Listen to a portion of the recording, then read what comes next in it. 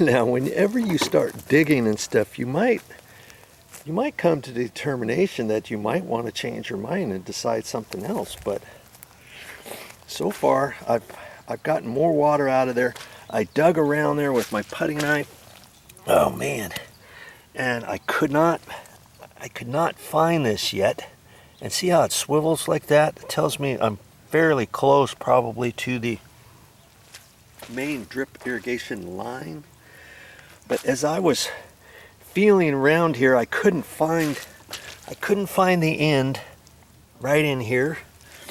But yet I found all this stuff. Look, I pulled all this stuff out right in this area, leading me to think there could have possibly been another bush here, and maybe before this one grew so big and beautiful, there was another bush here and there was one over here, and this one could have died out, and maybe this line went to this bush here,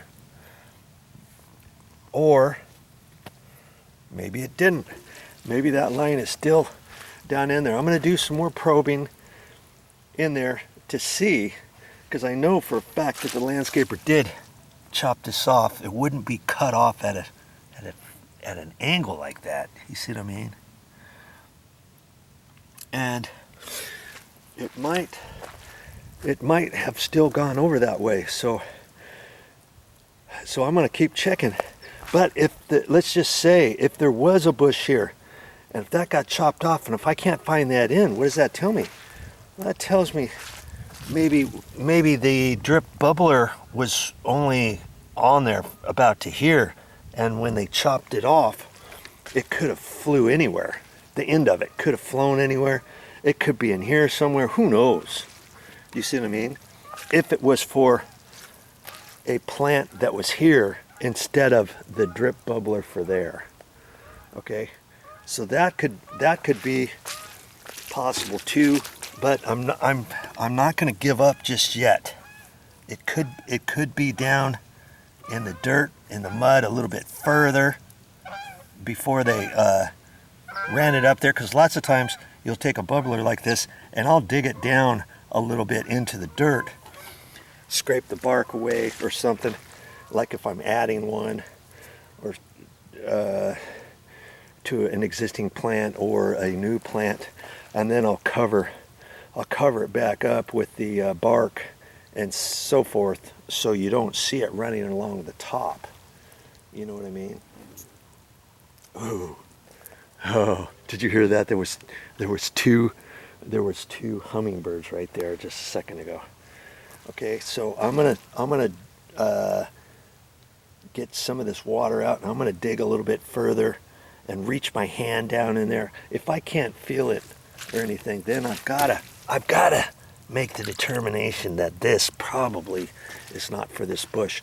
And yes, could I go the extra mile and try to get under there and feel around? I might do that too and see if there's a bubbler. It's going to be kind of tricky to do that, because unlike a bush like that, I can't get down to the base of that very easily, can I? But if I can find another bubbler in there, then I'll know that this was in fact for something else. If I wanted to turn the water back on again, I could bend this pipe over temporarily like that. Remember, like I was showing you, like that. I take my little wire goodie right there, tie it around that, and then turn the water back on and probe around there, or see if I can, or hear if I can hear the bubbler under this bush here, something like that. Yeah, I want to really check it out, because if I can't find a bubbler for here, then I'm going to have to make the assumption that this was for that, and in fact this could have cut it. It could have ripped the other piece that went into the bush a foot or so. It could have taken that whole piece when the gardener chopped it off, and it could have flung it out. So I'm not ready to give up just yet. I want to make sure that there's water to this bush before I make this repair.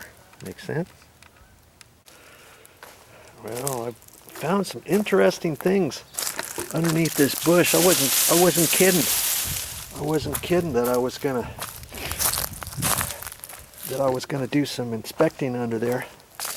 And this whole thing on this side is dry. I could tell that's dry. It's saturated over there because of the water and stuff, but I did find some interesting things here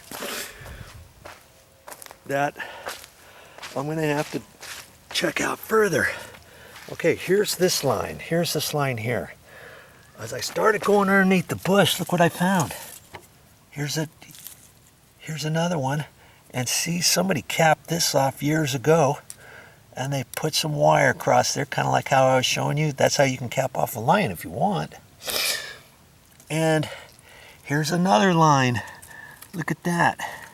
It's cut off, and it goes underneath the bush. So I'm gonna have to find out where that one goes.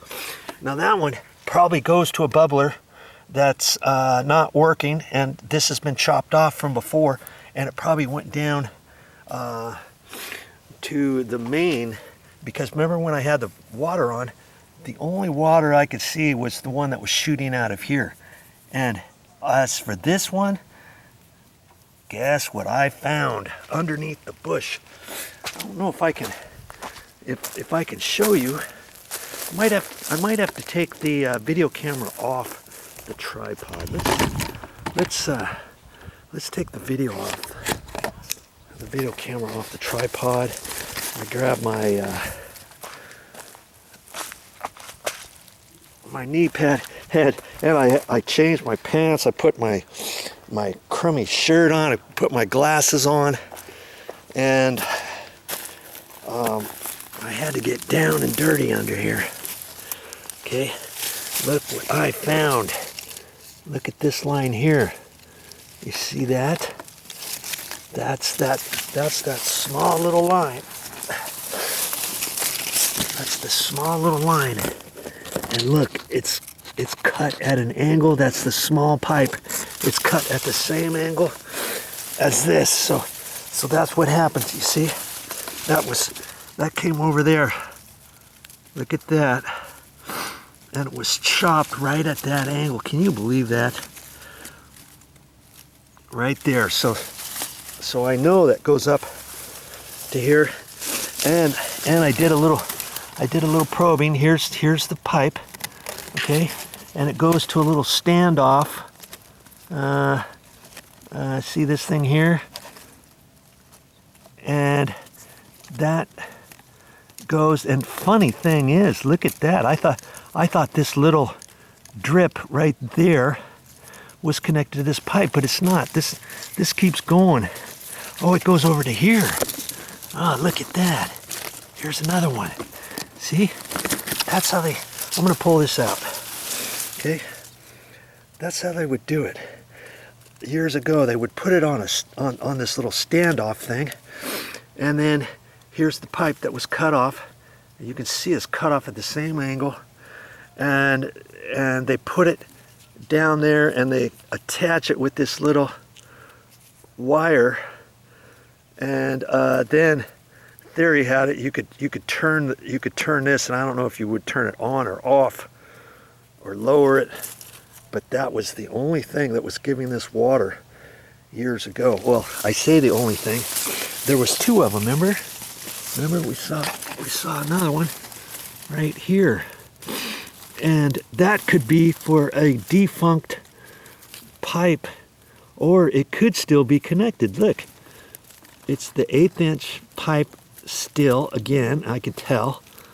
And it looks like it's still connected. So I'm gonna leave that one alone. And they might have ran two of these to water this whole plant. Now mind you, this plant is way big now. Before, they probably planted it out of a 5-gallon container or a 1 gallon, and it's just gotten this big over the last 20 some odd years. So I'm gonna what I'm gonna do with that one is I'm gonna dig that down to the main line. Well, before I do that, I'm gonna inspect on these other pipes where they go. There's two other pipes here that I'm not sure exactly where they're going, and I think it was capped off. One was 1/4-inch tubing, two pipes here, 1/4-inch tubing. See, that was the one that was capped off, and then here's one that's been cut off, and I don't think this goes to anything now. I think it's just disconnected, but I'm gonna check it all out and see what to do, because this line here, maybe I cut it off and put a coupling on that, and then put a new dripper up in here. And as for this one that goes down to the main, I can either take it off all the way down there, or I can do the same thing that they did with that other pipe. I could just fold that over, you know, and put a wire on there. But I have some plugs too, so I could pull this out of the main if it's not down very deep, put a plug in there if I wanted, or just tie it, you know, kind of like they did this one here. They did this one years ago, and somebody, I could tell because of the 1/4-inch tubing, that they've done different things to this plant years ago. There's two 1/4-inch tubings, and there's two 1/16 or 1/8-inch thin little tubes like this. Okay, can you tell it? Can you tell? Well, you can't see it, but the other pipe is way bigger than this. Let's get you a little sample piece I've got over here in my bag. Okay, here's some 1/4-inch tubing. I always keep the small little pieces. You see the difference of what they did years ago, that size, and now everybody uses the 1/4-inch tubing.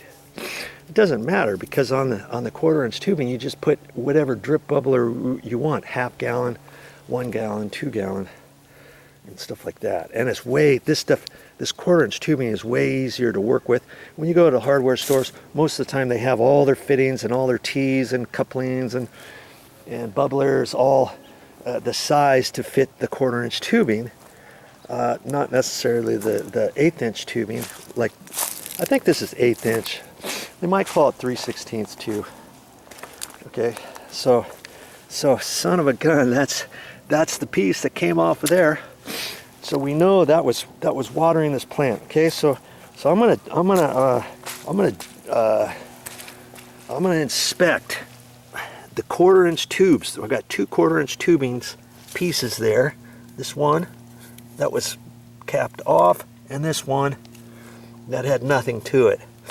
I think I'm gonna find a bubbler at the end of that, and that's it. And this, I'm sure, goes right down to the main drip, and they've just used this to cap it off, and I might end up using this one. I can cut that off and then put a coupling on there, but I'm gonna dig this all up, and we'll end up making a decision. I'm glad I checked that out. You see what I mean? If you were to just cap that off, say, just gonna cap it off, nothing's gonna matter. And let's say this was the only tube that was watering this, your plant's gonna die out after a few months, depending what time of year it is. So I'm glad I'm going the extra mile for Motha.